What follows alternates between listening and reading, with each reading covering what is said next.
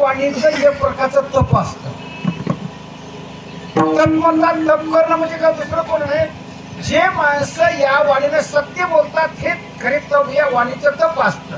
पण धर्मराजे आयुष्यात कधीच खोटं बोलला नाही,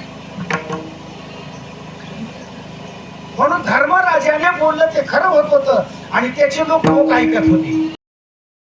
म्हणून माणसाने ही वाणी दिली, वाणी दिली नाही. जनावराला बोलल्या तुम्हाला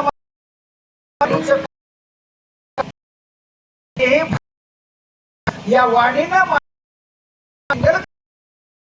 लोकांची या ठिकाणी पेक्षा या ठिकाणी भगवंताचं चिंतन करावं असं महाराजांनी लोकांना सांगितलं.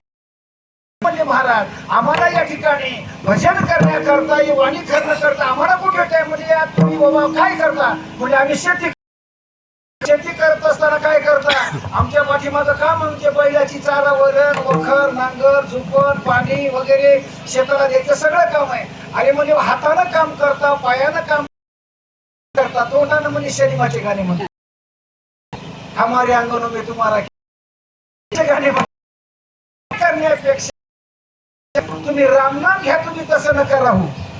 कामामध्ये काम वाजवा कामामध्ये काम